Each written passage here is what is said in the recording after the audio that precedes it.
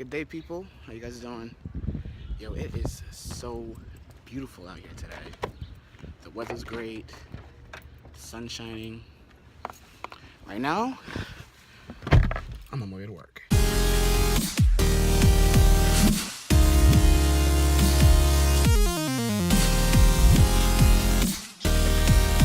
It was such a beautiful day outside today. Like, the weather was great, the sun was shining.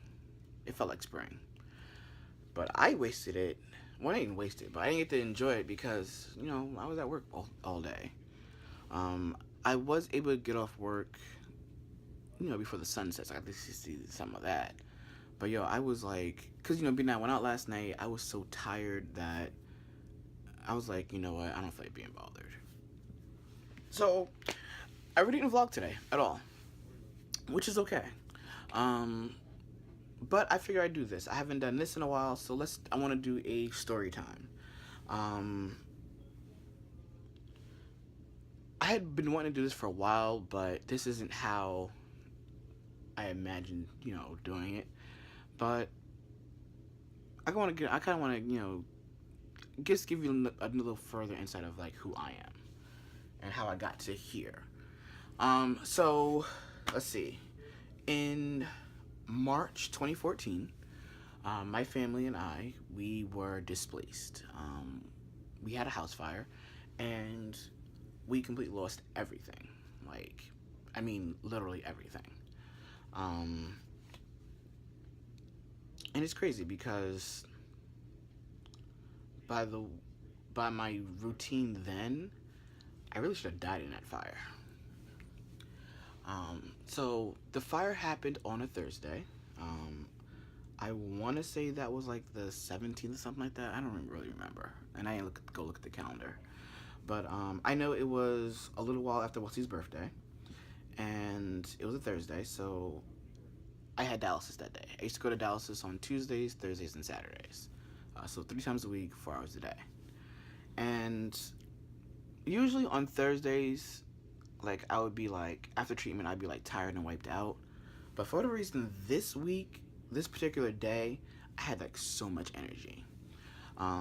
So I came home from treatment, and I dropped my bag off and my little blanket and stuff like that. And I called my mom. I was like, "Hey mom, like where you at?" She's like, "I'm at the laundromat. I'm doing some laundry." I'm like, "Oh cool." I was like, "Okay, cool. I'll come over there and I'll come meet you." So I get over to the laundromat, and she's just what's she doing? She's doing like she's just putting the clothes in the dryer. So we're hanging out, and like the dryer's done, so we start folding the clothes and everything, and then our neighbor calls me, and like she's in a panic. She's like, Kevin, wake up! Your house is on fire! Your house is on fire! I'm like, what do you mean my house is on fire? Like I'm thinking like she has a thick accent, so I'm like, I don't think I heard her correctly. So I'm like, repeat what you just said. She said, your house is on fire. She said, are you at home? I said, no, I'm at the laundromat. And I'm like, Ma, I said, the house is on fire. You know, we gotta get to the house. So we left the clothes right there at the laundromat, just the way they were, and we flew around the corner to go to the house, and there it was. It was fully engulfed in flames. Um, and we knew at the moment we looked like, yo, we lost everything. Um, but I say that to this because at the time of the fire, my little brother, he was in school. He had stayed after school for basketball practice. My mom, as you already heard, she went to the laundromat to do laundry for the house. And me, normally on a Thursday, usually at that time, actually, sorry, it was like the fire was about like 1 o'clock in the afternoon. At that time, I'm usually knocked out, dead to the world, sleep because dialysis it's very draining, and after treatment usually you're drained and you're very tired. And with me, like I would go to sleep for like 2 3 hours and be knocked out. But like again, for like I said, for whatever reason that day I had energy. But had I not had the energy I had, I would have been in that house burnt alive probably. So we lost everything. And I mean, in the moment, we were completely devastated, like completely devastated. And we didn't know what to do. Like we were like, well, what are we gonna do? So the Red Cross, they took us in. Like we stayed in a hotel for 3 days. They only give you 3 days. At the end of the third day, it was like, okay, do you guys have family, in the area, or like in another state? We'll buy you a plane ticket, and you can, help you, resettle there. And we're like, no, like, I go to Dallas here. My brother, he's in high school still. He goes to school here. My mom's job is here. Like, our whole lives are here in New York. So moving wasn't, going to live with family wasn't an option. So what they did was they gave us $700, and they said, good luck. So here we are. We are, like, what the hell are we gonna do? My mom was like, okay, well, we can stay in the hotel for the weekend, and hopefully we'll figure it out by then. So the whole weekend comes and goes, and we're like, okay, so like, we're like, okay, what are we gonna do? So we knew what the answer was, but it just wasn't something we wanted to do. But we did it anyway. We, went into the shelter system, and we had never been in a shelter at all. And I watch a lot of TV, I watch a lot of movies. So in my head, I had an idea of what the shelter was going to be like. Um, I'm gonna skip ahead a little bit. Needless to say, it wasn't what was depicted on TV at all. Um, it was very crowded, though. I will tell you that. That's very true. It's very crowded. At least to the intake site, it was. By the time, okay, so basically, there's this. I don't know the name of the address, but it's this place called Path in the Bronx, here in the Bronx. Well, not here, here in the Bronx, here in New York, that you go to for intake to enter to the shelter system. That whole process was like crazy and bananas. So we get there about 7:30 in the evening, 8 o'clock at night, and we do our intake and everything, and we go through the whole process, which took forever. And by the time, like, we got to like actually sit and speak with somebody, like, the people who were like gonna place us, they said, well, we can't do placing right now because it's after hours. So what we're gonna do is we're gonna put you in an overnight. So like, what the hell's an overnight? So basically, an overnight was they're gonna put us some, it is. I mean, it's kind of self-explanatory. They were gonna put us in a location just for the night, and then tomorrow we'll resume. The next day we'll resume the paperwork and everything. The problem with that is that I had dialysis early the next morning.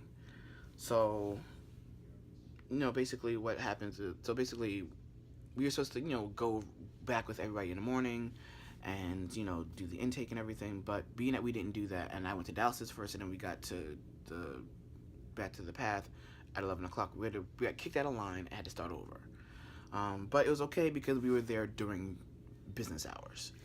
So we got our place. I got to backtrack. I'm sorry. The overnight that we stayed at was somewhere in Brooklyn. I have no idea where in Brooklyn. I know it's by the fuck. Is it called the Gothels?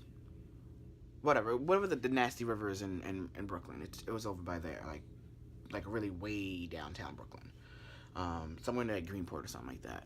And the place was so freaking horrible. Now that looked like something out of the movies. It was very, very deplorable conditions. Like we were like in like the three of us were in like one room, like, and the building itself looked like it used to be like an insane asylum at one point in time, or like an old hospital.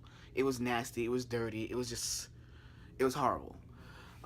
We stayed there that one night, and thank God it was only that one night, because it was one of those places where you had like a shared bathroom, like a public, like a shared bathroom, pretty much. So like, on the one floor there was like, I think like two bathrooms, and we need to say we didn't pee, we didn't shit, we didn't do nothing that night. Like, hell, we didn't even sleep that night. It was so freaking nasty. And then you could hear the rats running through the walls. Like, it was really, really bad.